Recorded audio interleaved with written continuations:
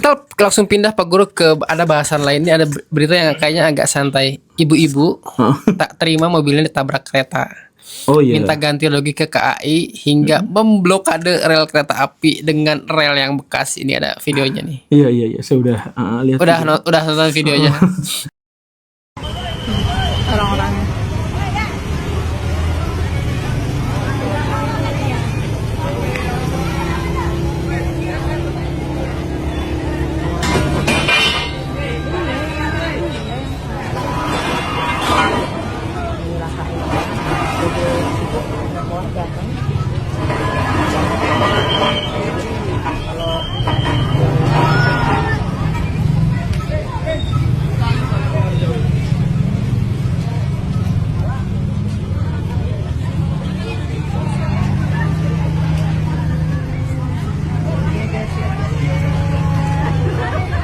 Nah, menurut Pak Guru itu apakah kebodohan berjamaah atau apa kayak bisa adrenalin orang-orang di sekitaran situ? Ya kan sampai ditutup sama relnya, sampai si ibu-ibunya itu bilang bahwa saya akan demo 10 kali lipat ke KAI untuk minta ganti rugi. Tidak ada tindakan dari pihak KAI ataupun dinas perhubungan, kami akan demo lebih besar daripada ini, 10 kali lipat besar daripada ini. Orang-orangnya. Saya nggak tahu, tapi si ibu-ibunya kayaknya punya pengaruh ya. Nggak, ini sebenarnya bukan soal kecerdasan. Ini sebenarnya adalah soal kebiasaan untuk mendapatkan kenyamanan dan kebiasaan untuk selalu dilayani. Jadi kalau misal dan saya tuh ngalamin banyak orang yang kayak gini. Jadi mereka tuh ngalamin sindrom gitu. Jadi kalau misalkan mereka sudah biasa dilayani, mereka sudah biasa untuk dimanjain, mereka sudah biasa untuk mendapatkan semua yang mereka inginkan gitu. Jadi biasanya mereka tuh emang kelakuannya tuh kayak gitu. Jadi kalau misalkan dilawan, mereka tuh, kamu tahu nggak siapa saya? Saya tuh bisa menggerakkan, tahu ini gitu. Coba ngobrol sama preman-preman, kayak gitu mah gampang. Saya panggil si orang itu tuh orang Kircon, saya serang kamu. Biasa gitu kan, ngancam itu gitu kan. Nah itu juga kayaknya si ibu itu kayak gitu ya. Padahal kalau misal kita lihat dari undang-undang ya yang diprioritaskan itu bagaimanapun kereta. Dan kereta tuh gak bisa ngerem.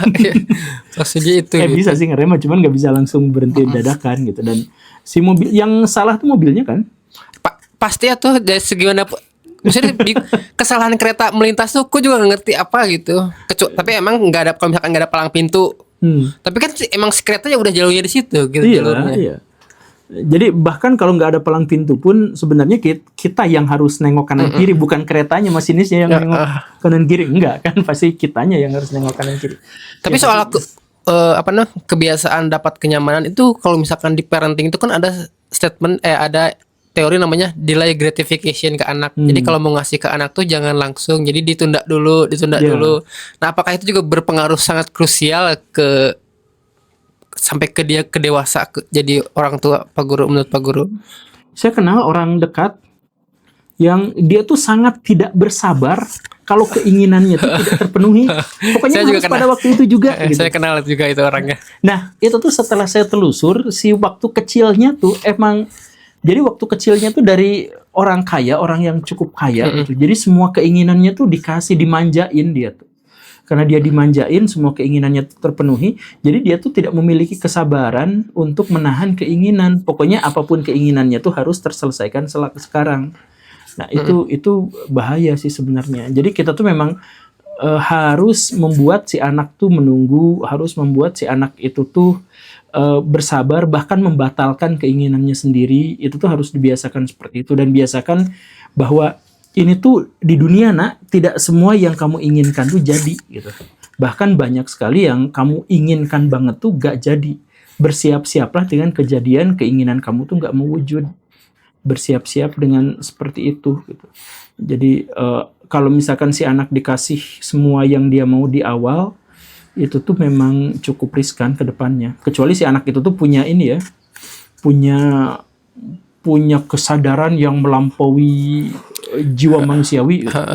Kayak Siddhartha Gautama gitu. Sejak kecil tuh dikasih kebahagiaan terus semuanya, tetap kalah dia malah berontak terhadap kebahagiaan. Harus sadar bahwa kalimat dunia itu tidak berjalan untukmu. Iya. Ya, dunia tidak berjalan untukmu. Tapi itu tadi yang soal masyarakat yang kebawa sama si ibu tersebut Saya curiga bahwa mereka tuh bukan masyarakat sih, itu temannya si ibunya. kerja sama dia ya. Kayaknya mah iya. Iya, Kalau masyarakatnya di video itu mah bingung gitu. Kelihatannya tuh ditulis di sekelilingnya tuh. Tapi ada juga sih, iya benar ada juga statement dari si masyarakatnya mengatakan bahwa kita mah tidak tahu menahu ya itu orang lewat aja katanya. Kayaknya itu temannya si ibu. Kita nggak tahu ya. Cuman kayaknya itu teman si ibu dah. Si Cuman si ibu itu mungkin harus dapat sedikit teguran hukum sih. ya karena bukannya kalau misalkan kecelakaan di rel itu biasanya tuh justru yang ditabrak keretanya yang minta diganti rugi, kayak di beberapa waktu lalu di Jawa tuh yang ada kontainer nyangkut. Itu kan yang pada akhirnya yang diminta ganti rugi itu adalah yang nyangkut si kontainernya. Iya. Si ibu ini pede banget, kalau kata Ferry Amsari mah pede banget dengan kesalahannya. Oke lah Pak Guru, terima kasih untuk kali ini, sampai jumpa besok. Assalamualaikum warahmatullahi wabarakatuh. Waalaikumsalam warahmatullahi wabarakatuh.